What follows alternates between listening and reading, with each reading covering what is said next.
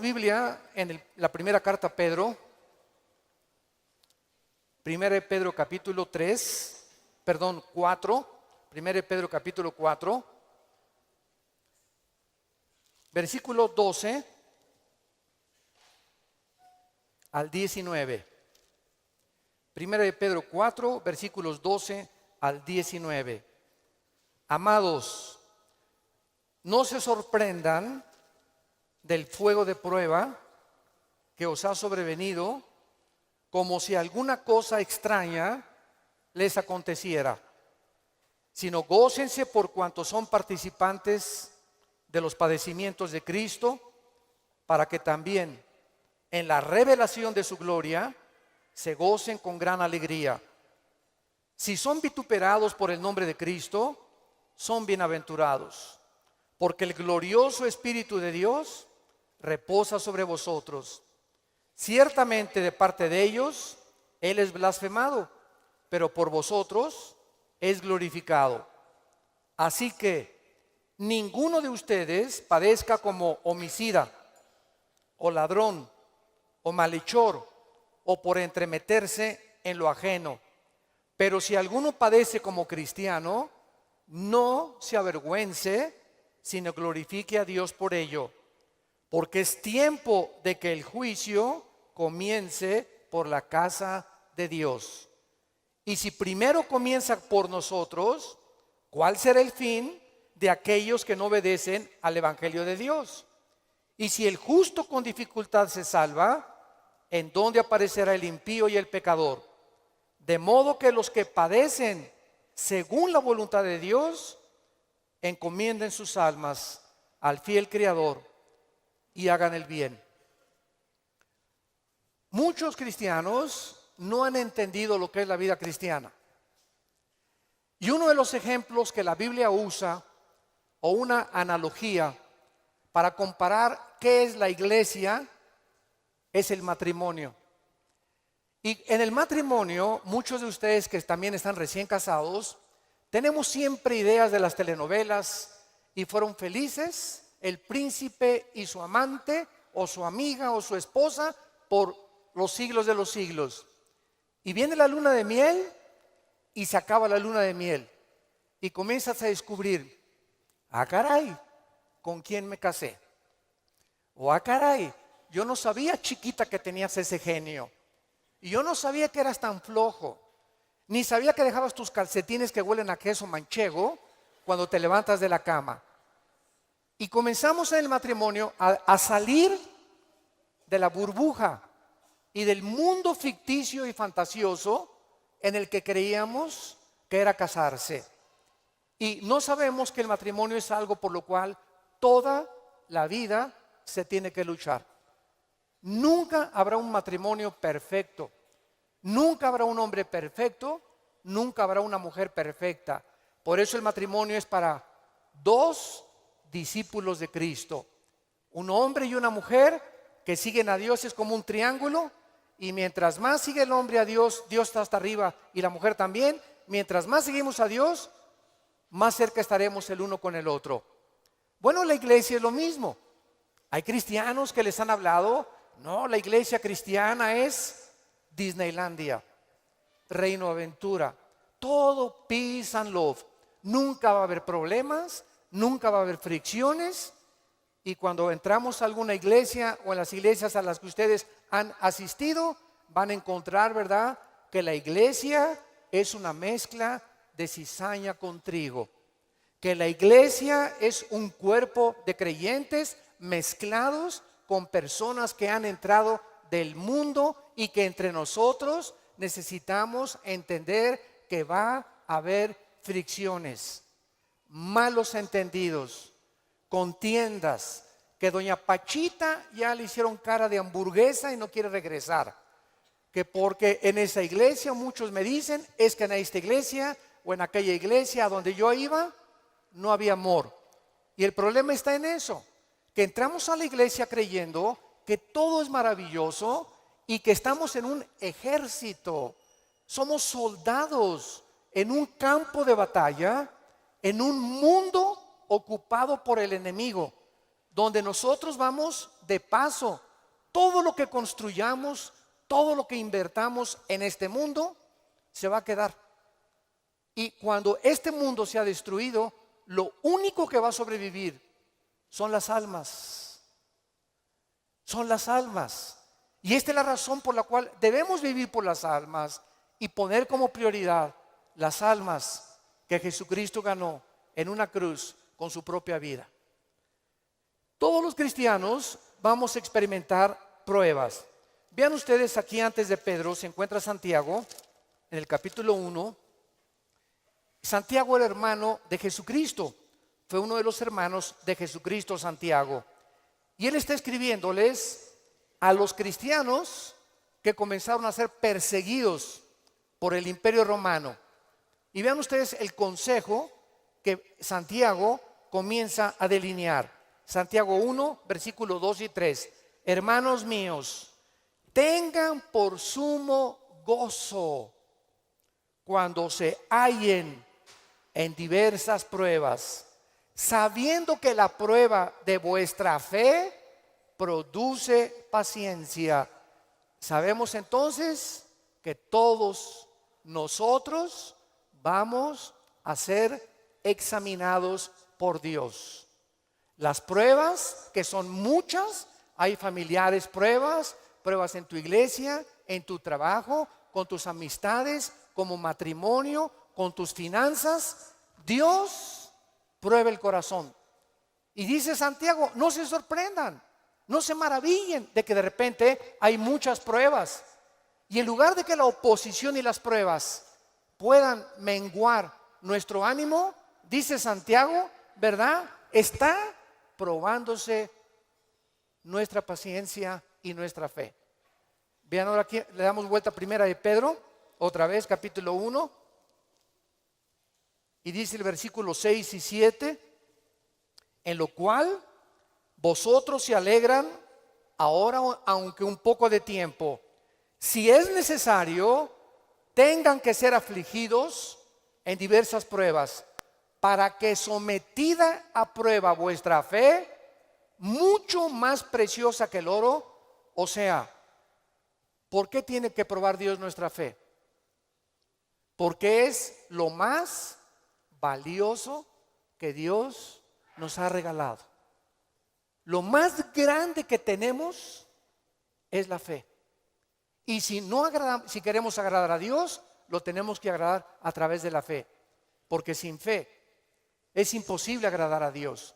Por lo cual tenemos que entender por qué vienen pruebas, por qué me robaron mi coche, por qué tuve este problema con mi esposa, por qué este problema con mis hijos, por qué este problema en la iglesia, por qué este problema en el trabajo, por qué está el mundo ahorita como una olla hirviendo, donde las naciones están a un punto de una conflagración internacional. Aunque sabemos bíblicamente que si explota una guerra en Europa o en el Medio Oriente, no es todavía la tercera guerra mundial. En estos últimos meses, todas las invitaciones que he recibido han sido en radio, en televisión, con iglesias, con alianzas de pastores, para explicarles que esta guerra no es la tercera guerra mundial, que la Biblia nos habla claramente que falta mucho para la tercera guerra mundial y que este es lo que va a pavimentar el camino para el surgimiento del anticristo en el Medio Oriente. Entonces, estas pruebas, dice la Biblia, son importantes porque nuestra fe es la que tiene que ser probada. Ya sea en el trabajo, en la escuela, en el vecindario, etcétera, etcétera, estamos rodeados de personas que no les caes bien porque eres cristiano. Estás rodeado de amigos que cuando les comienzas a decir que eres cristiano, te van a comenzar a perseguir y a burlar. Porque el mundo está bajo el control del maligno y nosotros vamos de paso nada más. Somos un ejército que venimos a resistir al mal. No nos mandó Dios a terminar con el mal. Nos mandó a resistir hasta que Cristo venga. Se acabarán entonces las guerras y podremos recibir las coronas de gloria. Ahora, muy bien, en esta sección se nos advierte, en la de primera de Pedro, acerca de otra prueba. Regresamos al capítulo 4, primera de 4, versículo 12. Y esta prueba es especial, porque le llama el Espíritu Santo fuego de prueba. ¿Qué hace el fuego? ¿Qué hace el fuego? Purifica. El fuego purifica y saca el verdadero valor. Las pruebas que nos vienen a nosotros es precisamente cuando un maestro no te hace exámenes.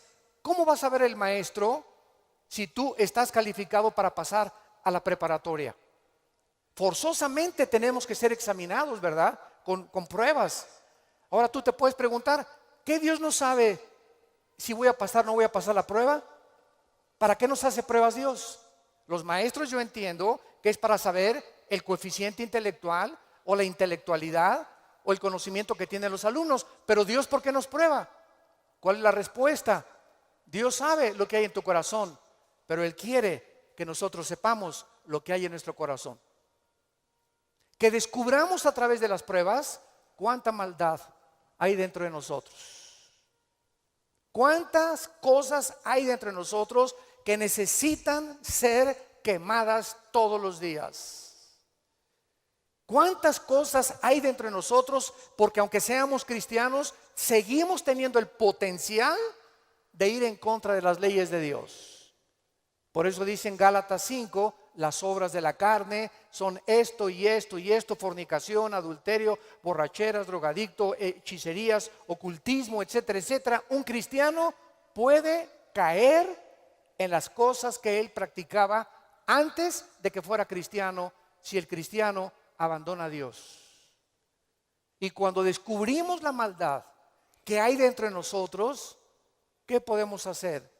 Gritar como Pablo en Romanos 7, miserable de mí, en mí no mora el bien que quiero hacer no lo hago, lo que no quiero hacer eso hago.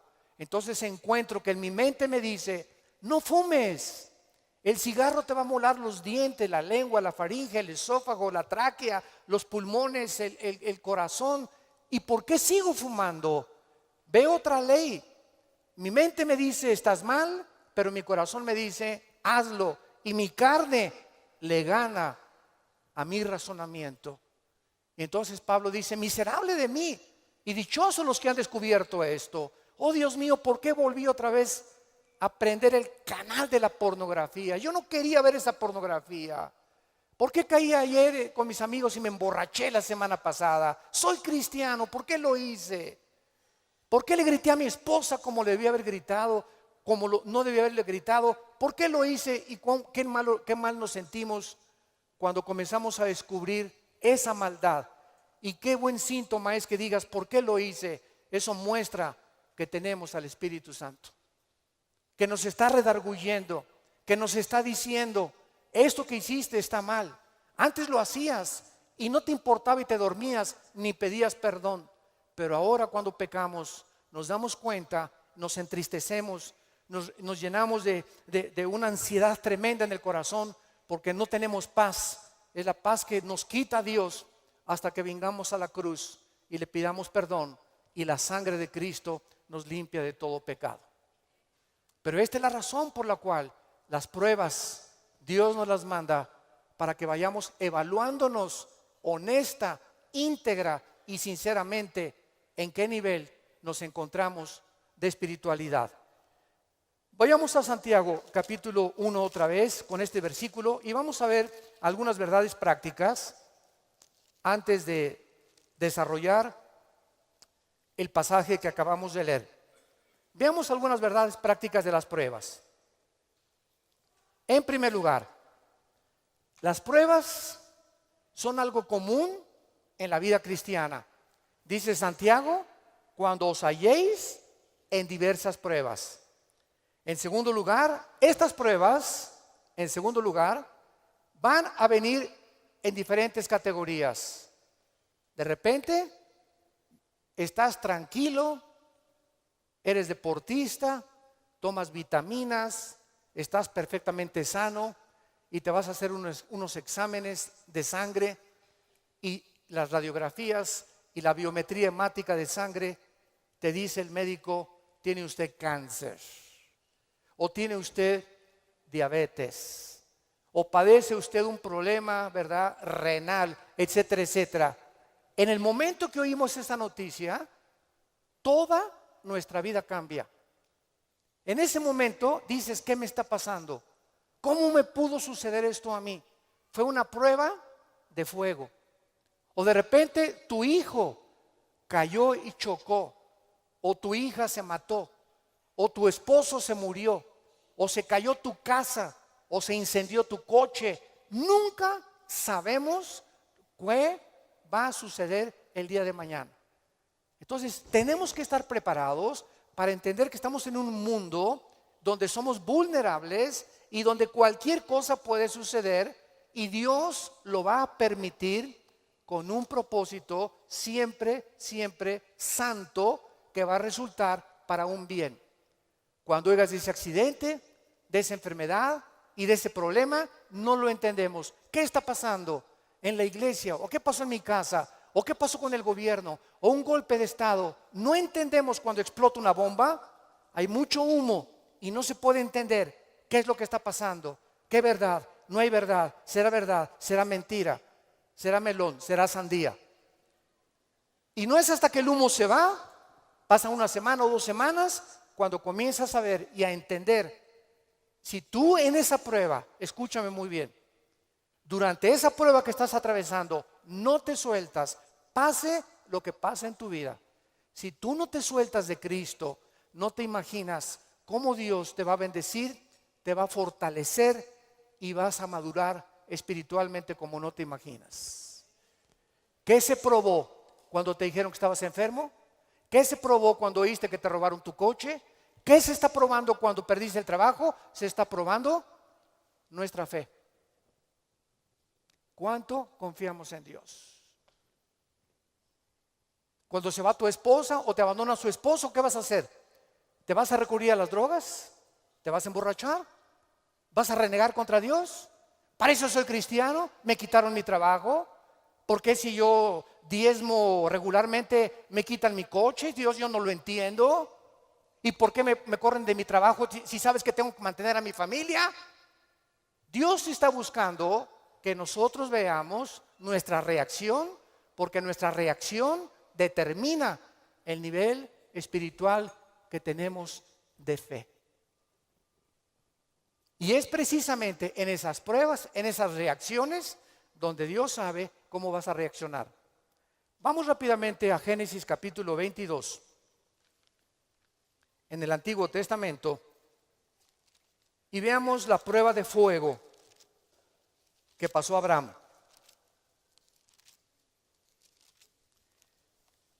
Abraham ya era un hombre maduro, ya tenía el hijo de la promesa, Isaac. Y a Abraham se le llama en Romanos capítulo 4 el padre de la fe. Por algo será, ¿verdad? Por algo será, porque son las pruebas de fuego las que nos gradúan en el ejército de Dios. Las pruebas, no las muchas pruebas, nos van preparando, pero hay una prueba de fuego que es nuestra graduación. Cuando ya Dios se da cuenta que no importa lo que pase en tu vida, nunca te soltarás de Él.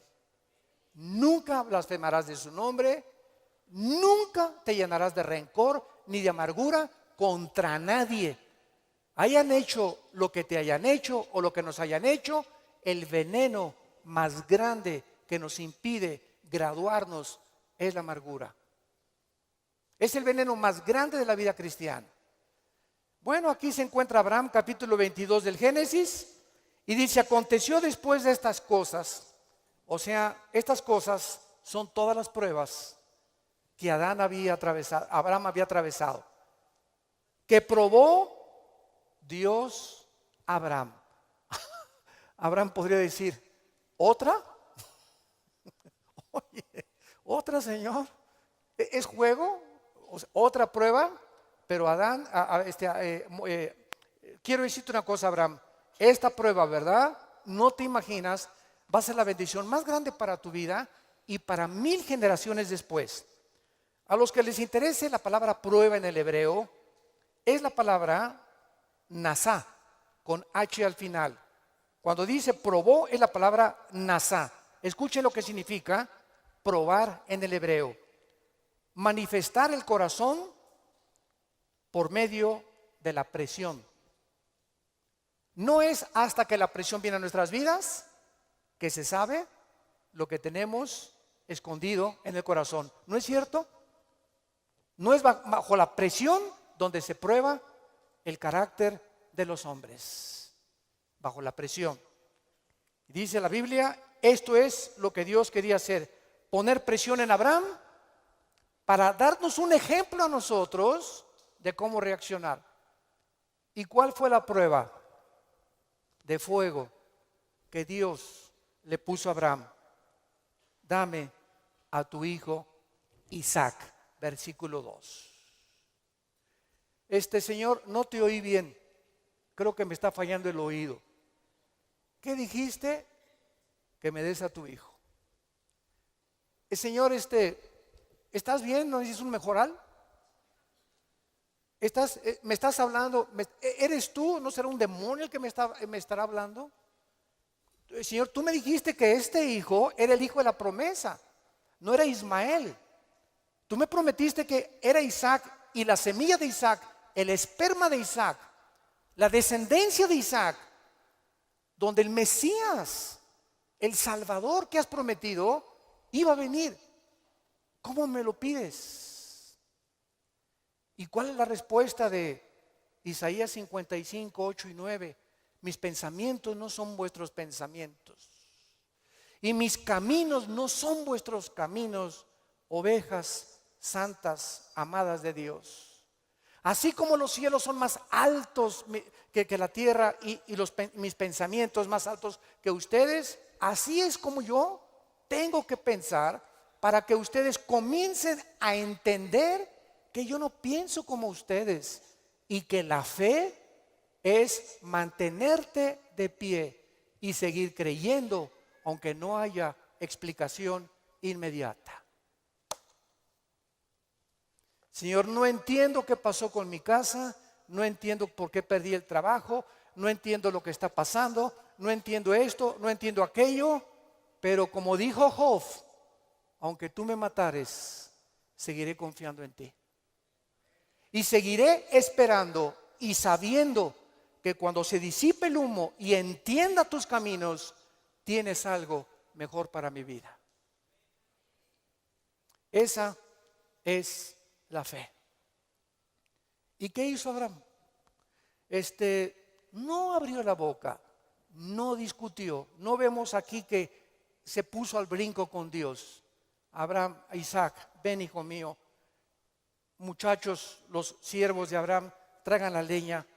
Y entonces los dejó ahí en el monte a los siervos y agarró a Isaac y comenzaron a subir al monte Moriah. Escuchen, el monte Moriah fue donde Dios no perdonó a su hijo.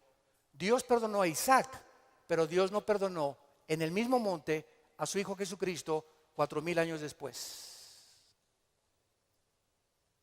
Y cuando iban camino al monte, le dice Isaac a Abraham: Padre, ¿dónde está el sacrificio? Y Abraham no le dice nada. Dios proveerá. Y entonces se acuesta Isaac y lo amarra a Abraham. Y cuando levanta la mano, dice el versículo 10 y el versículo 11: y extendió Abraham su mano y tomó el cuchillo para degollar a su hijo. Entonces el ángel de Jehová le dio voces desde el cielo y dijo: Abraham, Abraham. Y él respondió: heme aquí. Y dijo: no extiendas tu mano sobre el muchacho, ni le hagas nada, porque ya conozco que temes a Dios, por cuanto no me rehusaste darme a tu hijo. Dios, síganme con cuidado, no estaba buscando el sacrificio de Isaac. Dios estaba buscando el sacrificio de las emociones y los sentimientos de Abraham.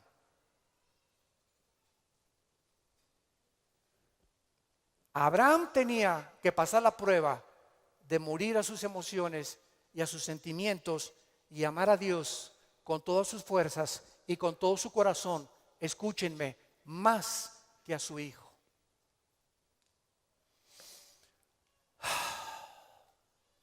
En el Nuevo Testamento se acercaron a Cristo, se los voy a explicar con más detalles, y le dijeron: ¿cuál es el más grande mandamiento? Y contestó Jesucristo: amarás a Dios con todo tu corazón, con todas tus fuerzas y con toda tu alma, y a tu prójimo como a ti mismo. Muy bien, hace algunos años yo le pregunté, orando le pregunté a Dios, porque alguien, ¿verdad?, me metió una idea satánica, un ateo, en un hotel. Me acuerdo que se acercó y me dice: oiga, señor Alducin, el Dios que ustedes adoran es un misógeno, es un ególatra, es un Dios que solamente busca a Él, que nada más dice: ámame a mí con todo tu corazón, más que a tu esposa, más que a tus hijos. ¿Cómo puede ser esto posible? Me dijo este ateo. ¿Cómo puede usted reconciliar a un Dios que nos diga que lo amemos más a Él que a la propia familia? Y entonces me fui muy confundido. Me comenzó a dar vuelta, porque en ese momento me quedé así, ¿verdad? Le dije: ¿sabe una cosa? Voy a orar y le prometo que voy a buscar una respuesta de Dios. Nadie me había hecho nunca ese ataque a mi fe. Entonces pasó como unas 2 semanas, me puse a orar, ayuné como 2 días buscando esta respuesta, y fue tan clara de parte de Dios. Y el Señor me mostró en la Biblia lo siguiente: mira, hijo, me dice Dios, cuando yo les pido a ustedes: ámenme con todo mi corazón y con toda mi mente, ¿saben por qué se los pido? Porque tu mamá, tu esposa y tus hijos y tu perro Fido y tu cotorro y lo que más amas en tu vida, y tu jarrón chino y la casa que tienes y que la amas, todo lo vas a perder, y al final de tu vida te vas a quedar solo. Todos nos quedamos solos al final de la vida. Los hijos se tienen que ir, si no se casan se mueren, la esposa tiene que morir, él tiene que morir. Escúchame muy bien. Y si tú tenías todos tus afectos en tu hijo que se fue, o en tu esposo que se fue, o en tu perro que te quitaron, cuando se vaya tu hijo, cuando te quiten a tu esposo, cuando te abandone tu mujer, te vas a hundir, porque no tendrás las fuerzas de seguir viviendo. Pero cuando amas a Dios con todo tu corazón y con toda tu alma, y pierdes algo por acá, y pierdes algo por acá, y pierdes esto y por acá, ese amor que tú le tienes a Dios es el que nos sostendrá para seguir viviendo con Él, con las fuerzas de seguirlo amando. Denle gloria a Dios, de veras.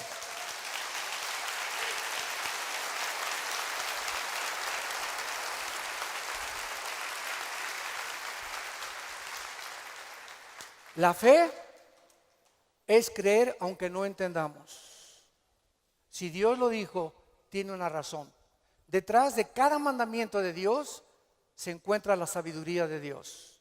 Cuando Dios le dice a los jóvenes: no forniquen ni tengan relaciones sexuales antes de casarse, gritan los jóvenes y protestan los jóvenes: ¿nos quieres quitar la felicidad? ¿Qué tiene? ¿Así nos vamos a conocer mejor antes de casarnos? Pero detrás de esa prohibición que Dios tiene es el inmenso amor que Él nos dio desde la cruz. Por amor te lo digo, jovencita, te dice Dios, por amor que te tengo, joven que me escuchas. Tú no te imaginas las consecuencias de la fornicación.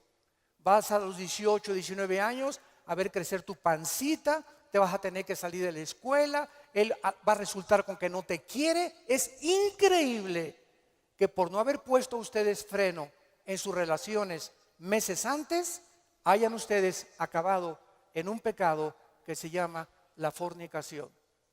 Dios es sabio y nos dice a los casados: no cometerás adulterio. Dice Salomón en Proverbios 6, versículo 32, el que comete adulterio es falto de entendimiento, corrompe su alma el que tal hace. El que comete adulterio echa a perder su matrimonio, sus hijos, los celos, la infidelidad, que tarda años en poder levantarse. ¿Y todo por qué? Por tu ego, por tu orgullo, por tu vanidad de querer irte con una muchacha más joven o con otro hombre sin tomar en cuenta a tu propia familia. Es el ego siempre el enemigo de nuestro Dios. Dios sabe por qué nos da las provisiones que nos da, porque nos ama y quiere lo mejor para nuestra vida. Y finalmente aquí en estas verdades prácticas en Santiago encontramos también, ¿verdad?, que las pruebas prueban la fe que tenemos y la fe nos muestra cuánto confiamos en Dios. Dice en el Salmo capítulo 11, versículo 1 y 2. En Jehová he confiado. ¿Cómo decís a mi alma que escape al monte cual ave? Porque aquí los malos tienden el arco, disponen sus saetas sobre la cuerda para asaetear en oculto a los rectos de corazón. Si hubo un hombre perseguido, calumniado, vituperado, despreciado entre los héroes de Dios, fue el rey David. A los 17, 18 años lo ungen, Samuel, tú vas a ser rey de Israel. Dice David, qué suave. Bueno, pasaron casi 12 años, vean esto, desde que lo ungen con sus hermanos, pasaron 12 años, hasta los 30 años de edad, 12 años de pruebas. El hombre que Dios había escogido para sentarlo en el trono de Israel, tenía que ser probado. Y tenía que ser probado en la amargura, en el rencor, en la confianza en Dios, en saber que no importa, aunque me rodee un ejército y aunque tenga las miles de amenazas, Dios es mi salvación, mi fortaleza y mi luz. ¿De quién temeré? Dice el Salmo 27. ¿De quién temeré? Es el temor dentro de nosotros lo que nos impide confiar en Dios. Tengo temor que si me entrego a Dios me va a pasar esto. O tengo temor que si hago estas cosas me va a pasar aquello. Ese temor lo tienes que vencer, porque Dios no nos ha dado espíritu de temor, sino de valor, de poder y de amor propio. Entonces tenemos que entender que las pruebas forman parte de la vida cristiana. Regresamos a nuestro pasaje de Primera de Pedro y examinémoslo rápidamente. Dice nuestro pasaje: no se sorprendan, amados, del fuego de prueba que os ha sobrevenido, como si alguna cosa extraña aconteciera. Número 1, se nos advierte cómo no debemos de reaccionar: con sorpresa. No debemos reaccionar con sorpresa. No puedo creer lo que me está pasando. Más te vale que lo creas. No puedo creer que mi noviecita me dijo que yo me parecía a John Travolta, hermano, y me dejó por otro y se fue. No lo puedo creer. No puedo creer que mi esposo me haya abandonado. No puedo creer que este negocio haya caído. No puedo creer, yo fui fiel en mi trabajo y me corrieron, hermano, del trabajo. No lo puedo creer. Más te vale que lo sigamos creyendo. No nos sorprendamos, es una prueba. Cualquier cosa que afecte tu vida, tu estabilidad emocional o física, son pruebas. Entendámoslo. Dios es un Dios que nos tiene que probar, y estas pruebas son para nuestro bien. Y vamos a descubrir en las pruebas que Él es real, que Él sana, que Él restituye, que Él vindica, que la oruga y el saltón te robaron, Dios te lo va a devolver 10 veces más.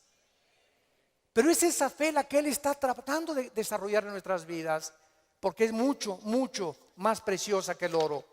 Dice en 1 Pedro 5:10: mas el Dios de toda gracia, que nos llamó a su gloria eterna en Jesucristo, escuchen bien, santos de Dios, después que hayáis padecido, ¿cuánto tiempo?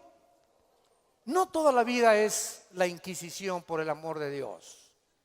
No toda la vida, como llegó una hermana: pastor, ¿qué le pasa a doña Chole? Pues sigo con pruebas. Hermana, tengo 5 años que la conozco y usted ya le ganó a Job. No me diga que en 5 años Dios no la ha dejado descansar. Ese no es el Dios que servimos. Dice claramente que las pruebas son temporales, de vez en cuando Él cree conveniente que la necesitamos atravesar. Después que hayáis padecido un poco de tiempo, vean ustedes el propósito. Él mismo os perfeccione, afirme, fortalezca y establezca después de las pruebas.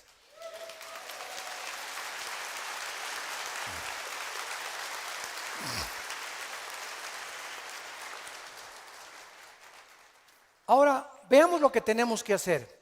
Primero de Pedro, en nuestro pasaje capítulo 4, versículo 13. Número 1, se nos manda que cuando te digan, te robaron tu coche, se fue tu esposo, se fue tu esposa, te pasó esto, te pasó aquello, te goces.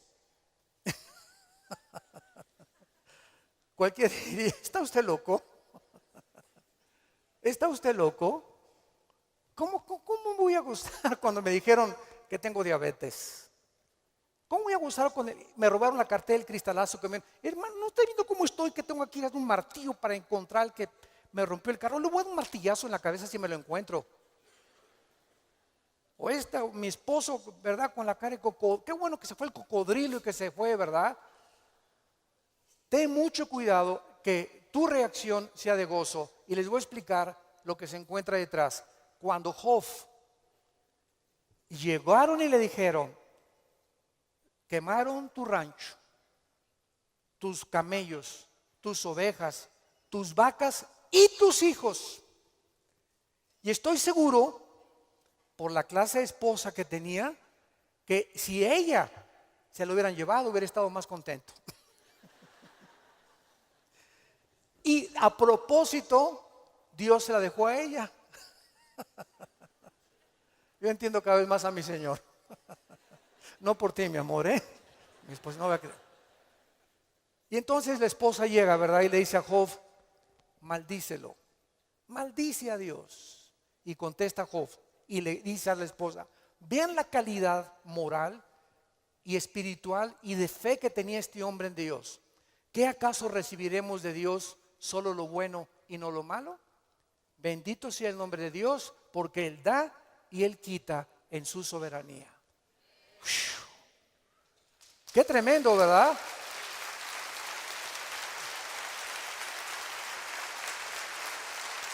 Qué tremendo.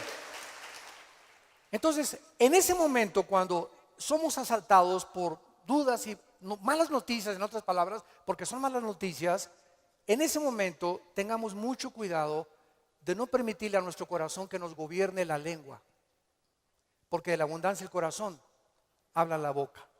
Entonces, en lugar de proferir maldiciones o acusaciones, o eres tú Dios, o compartirlo con otras personas, híncate. Filipenses 4, 6 y 7. Híncate y dale a conocer a Dios. Señor, no entiendo lo que está pasando. No entiendo por qué me pasó esto. ¿Por qué esta enfermedad? Oh Dios, no entiendo, pero quiero seguir confiando en ti. Solo te pido que mientras esto pasa y no lo entiendas, me fortalezcas y me muestres la razón para que yo pueda seguir bendiciéndote y adorándote. Es el tiempo más difícil de nuestra vida cuando no entendemos lo que está pasando. Vamos rápido a 2 Corintios capítulo 12. 2 Corintios capítulo 12 y veamos lo que le pasó al apóstol Pablo y la forma como él reaccionó. 2 Corintios 12.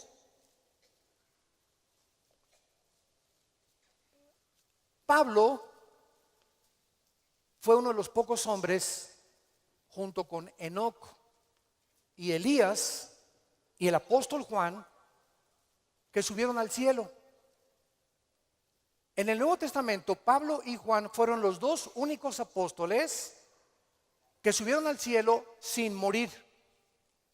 Fueron sacados de su cuerpo espiritualmente. Y Pablo lo llevó Dios al tercer cielo, donde habita Dios. Y cuando Pablo regresó a la tierra, su espíritu salió de su cuerpo y su espíritu volvió a entrar a su cuerpo. Pablo dice que lo que él oyó allá en el cielo y lo que él vio, no había palabras humanas para poder describirlo. Y como fue una experiencia tan impresionante, pero tan grande, que cabía la posibilidad, dada la naturaleza humana pecaminosa que aún tenemos, Dios tuvo que darle una prueba a Pablo y ponerle un aguijón en su cuerpo físico, alguna enfermedad. Y esta enfermedad no sabemos qué es. Algunos han especulado que era algún problema oftalmológico, porque dicen Gálatas, mira con cuán grandes letras les escribo. Bueno, no sabemos, ¿no? Entonces Pablo tenía algo en su cuerpo que lo atormentaba y se hincó delante de Dios y le dijo: Señor, quítame este aguijón. No, Pablo. Señor, te ruego, quítamelo. No, Pablo. Señor, te lo imploro como de corazón. Si quieres me voy a la villa y de vuelta de rodillas. Hago lo que tú quieras, quítame este aguijón. Y Dios le contesta y le dice en el versículo 9: y el Señor me ha dicho, bástate mi gracia. ¿Por qué? Porque mi poder, y lo traduzco en el original griego, está en presente continuo. Mi poder se está perfeccionando a través de esta dolencia física que he permitido que tú tengas. Mi poder se está perfeccionando mientras tú estás sufriendo esta enfermedad en la que estás atravesando. Y entonces Pablo, cuando entiende, detrás de lo que no entendía, por qué Dios permite eso en su vida, contesta Pablo y dice: por tanto, de buena gana me gloriaré más en mis debilidades, para que repose sobre mí el poder de Cristo. Hace poco mi esposa y yo estábamos en Dallas, y ¿se acuerdan de este muchacho que no tiene brazos ni piernas? Muchos de ustedes lo conocen. Bueno, su esposa es mexicana, de Chihuahua.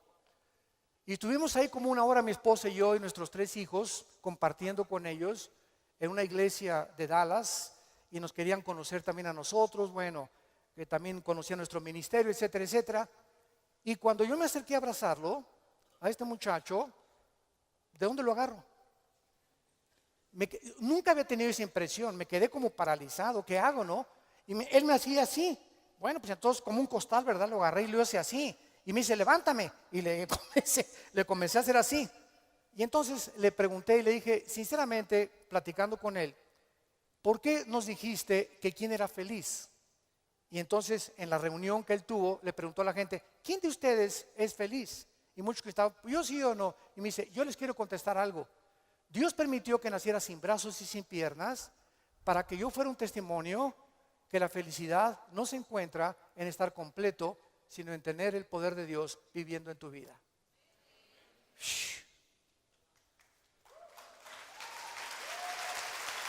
¡Qué tremendo!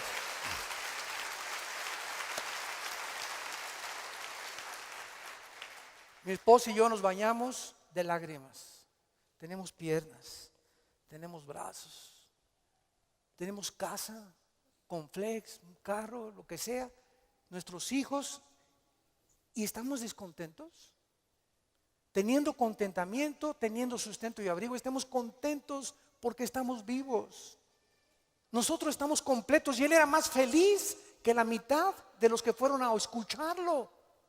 Él riéndose, y era una felicidad, ¿no es cierto, Marta? Un gozo sincero. Él no estaba fingiendo, él estaba lleno del poder de Dios. Y transmitía en sus ojos esa paz, ese contentamiento, esa aceptación. Él dijo que a los 12 años se quiso suicidar porque todavía no había aceptado a Cristo. Y se metió y dice: ¿cómo me suicido? ¿Con qué? Ni modo que agarre una pistola y le haga así, ¿verdad? Se metió a la tina del baño y con la boca abrió la llave y se quería morir ahogado. Y cuando estaba el agua subiendo, muchos de ustedes que ya no oyen su testimonio, yo lo traigo grabado en mi iPhone, dice que en ese momento dijo: si yo me quito la vida, nunca podré compensarles a mis padres y los haré culpables a mis padres, porque siempre se lamentarán porque yo nací así, y si hay un Dios, nunca conoceré el propósito por el cual permitió que yo naciera sin brazos y sin piernas. Y apagó la llave y le dijo, yo no entiendo, al año se convierte a Jesucristo. Y ha ganado millones de almas. Dios dicen que hay uno entre 15 o 20 millones de seres humanos que nacen así. A este muchacho Dios lo escogió Dios para dar un mensaje al mundo. La felicidad no está en el dinero, ni en tener salud, ni en tener casa, ni en tener vehículos, sino si tú tienes a Jesucristo y la paz de Él que sobrepasa todo entendimiento.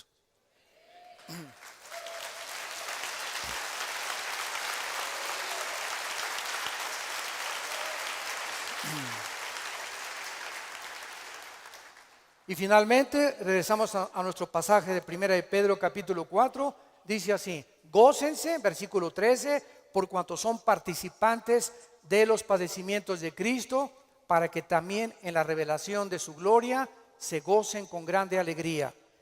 En penúltimo lugar, las pruebas nos están haciendo parecernos más a Jesús.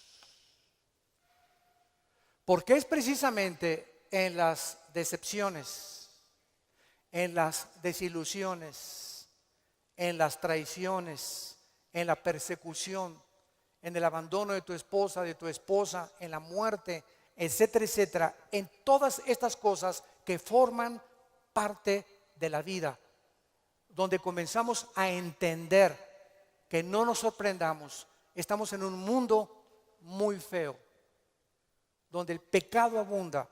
Este grupo de ISIS en el Medio Oriente ya no son seres humanos, son zombies, son monstruos, seres humanos deshumanizados completamente, sin ningún sentimiento, sin ninguna emoción, sin ningún corazón, ninguna conciencia. A los niños ahora los enseñan a ellos que a las víctimas les corten la cabeza y jueguen fútbol con las cabezas para desensibilizarlos y deshumanizarlos a los 8 años de edad. Ese es el mundo que vivimos. ¿Nos sorprende? No nos sorprende, porque la Biblia dice, 2 Timoteo 3, vendrán tiempos feroces, peligrosos, hombres amadores de sí mismos, donde no les importará absolutamente nada más que su ego y su propia vanidad, y el imperio y el espíritu de control. Todo espíritu que quiera controlar y dominar a los demás es un espíritu de brujería. ¿Se acuerdan a Cristo antes de morir? Que llegan los hijos de Zebedeo con la mamá. Oye, cuando vengas, quiero que mi hijo Pancho y Pancholín se sienten junto a ti. A este nómbralo ministro de Hacienda y procurador de la República. Y entonces Cristo, viendo que sus discípulos estaban a punto de morir crucificado, estaban buscando posiciones de liderazgo y de control y de autoridad.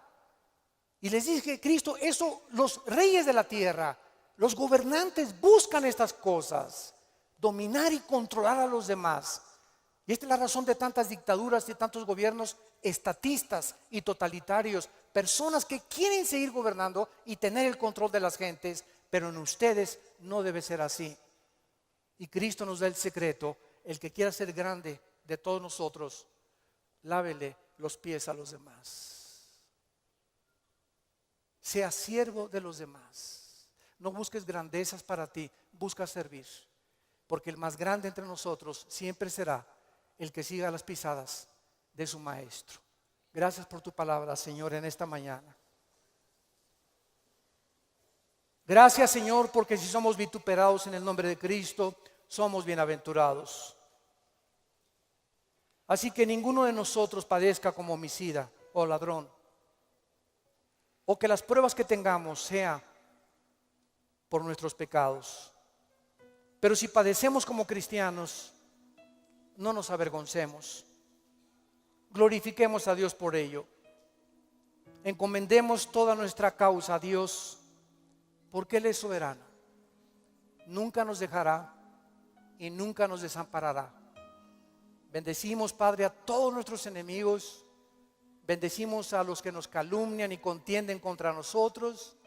Te damos las gracias por estas pruebas, porque está probando lo que hay en nuestro corazón. Si no perdonamos 70 veces 7, no hemos crecido en la gracia y el conocimiento de Jesucristo. Si hay alguna persona en esta mañana que aún no tiene a Jesús, que aún no tienes este corazón que Dios quiere que tú tengas, esta comprensión de la vida espiritual y de lo que es la iglesia y el cristianismo, ven a la cruz, entrégale tu vida diciéndole estas palabras ahí con todo tu corazón. Señor mío y Dios mío, te pido perdón por mi vida, por mis pecados, por mi rebelión a mandamientos que antes no entendía. Ahora sé que tus pensamientos son inmensamente mucho más grandes que la forma como yo creo que tú debes de ser. Tú me creaste y me hiciste nacer con un propósito en la vida. Gracias por la salud que tengo en este momento, por el matrimonio que tengo, por los hijos que nos has dado, por el fruto que traigo en mi vientre, por la casa que tenemos, por todo lo que nos rodea, por el agua, por la luz, las montañas, los cambios de clima. Te bendigo, Señor, haberme puesto en este planeta donde te puedo conocer. Creo que en la cruz pagaste con tu sangre por mi vida y mis pecados. Y te pido, Jesús, porque creo que a los 3 días resucitaste de los muertos, que entres a mi corazón como mi Señor y mi Salvador. En el nombre de Jesús.